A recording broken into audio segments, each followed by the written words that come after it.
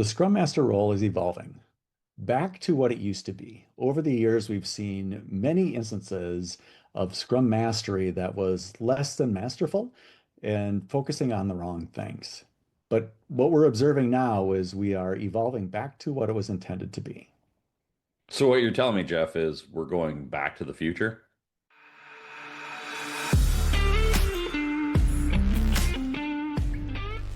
Welcome to the Agility in Real Life podcast, Take Five in Real Life. Now your hosts, Mike Stuedemann, Jeff Lee, and Pat Campbell. Welcome back to the Take Five IRL podcast from Agility IRL. I'm Jeff Lee, one of the partners at Agility IRL, and your co-host for this episode. And I'm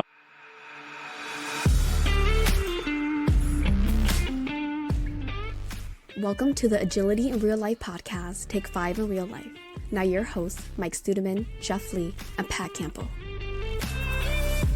Mike Stuedemann, one of the other partners at Agility IRL, and your other co-host for this episode.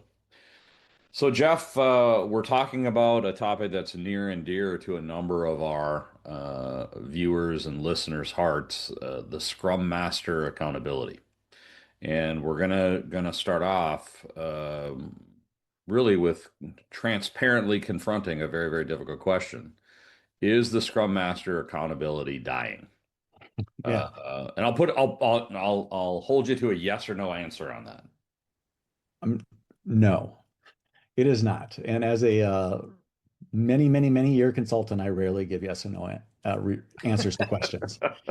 But no, it is not dying, and it's still as important as it ever was. I think what we've seen over the years is something, it used to be called a Scrum Master role. Now it's called an accountability. Doesn't matter, right? Fundamentally, that Scrum Master is there to be the oil in your DeLorean, right? To keep the engine running smoothly, to help the team get the most out of what it's producing.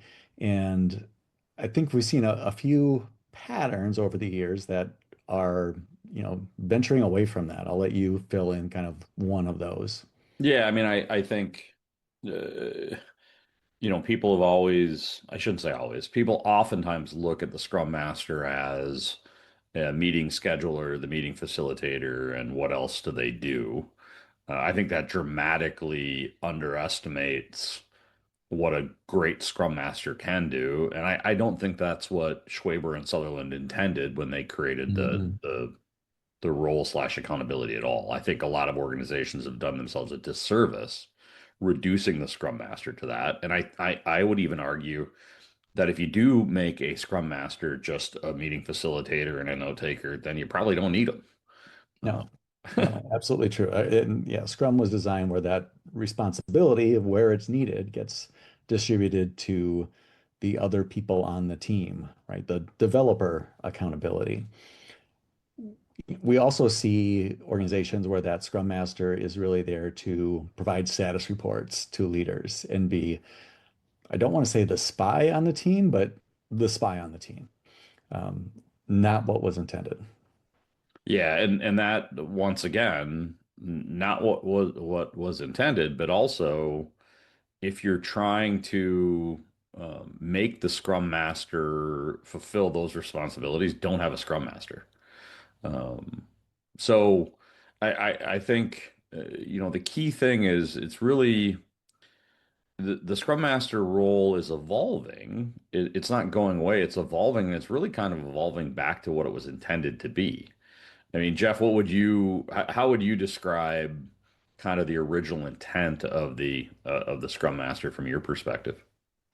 Yeah, I think of a quote of, roads where we're going, we don't need roads, right? You think about, what was intended is the Scrum Master is there to help the team get better and help of like the team come up with their own totally novel ways of doing things, not just being, paving a smooth road over an existing surface that the company already has been doing, right? To allow that personal creativity of the other members of the team and the larger organization pave whole new roads or, Right, a right. path through the air, if you will.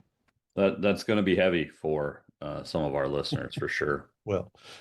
So, what advice would you give somebody who is a Scrum Master right now and is maybe worried about, hey, am I going to have a job? Am I going to have a role? What am I going to be asked to do? What's maybe two or three pieces of advice you give them?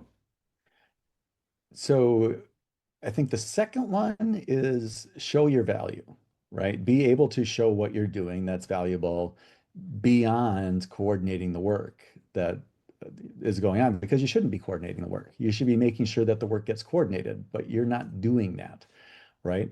So that's the second thing. The first thing is do things of value, right? I mean, you can't measure something you're not doing, or it's going to be seen through really easily, right? So look where are things that are gaps? What's not working out well?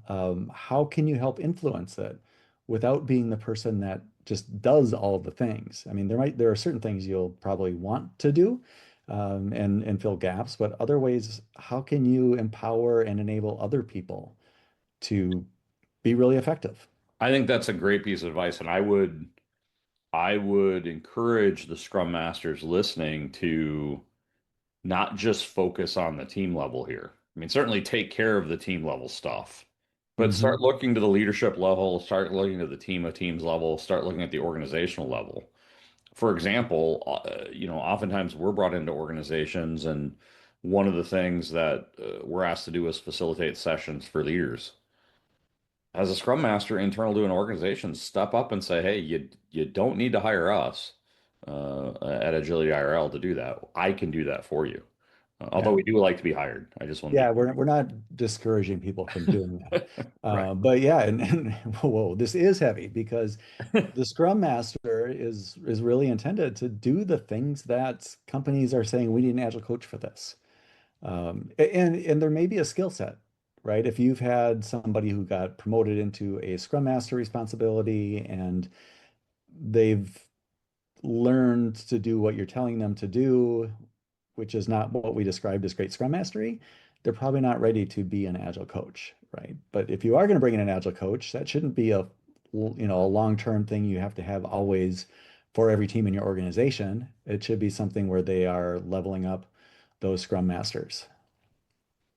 Well, we should, and we rarely follow this constraint, but we tried. We originally intended these to be 5-minute podcasts. Our How are we listener doing? will know that we violated that most frequently, but we should bring this episode to a conclusion. So, any final words of wisdom before we head out into the future?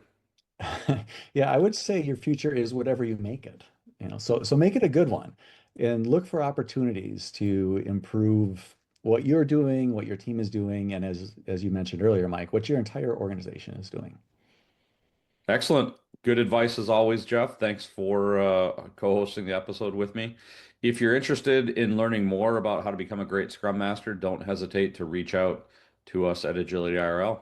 Have a great day, Jeff. Yeah, you too, Mike. Thanks everyone for joining. Thanks, everybody. Thank you for joining us on this episode of the Take Five IRL podcast. If you like it, please go ahead and share it with someone, as well as like and subscribe on your favorite podcast platform. We are available on Apple Podcasts, Spotify, and YouTube. Also, leave us a comment or a suggestion for a future episode. Again, thanks for listening, and we look forward to you joining us next time on the Take Five IRL podcast.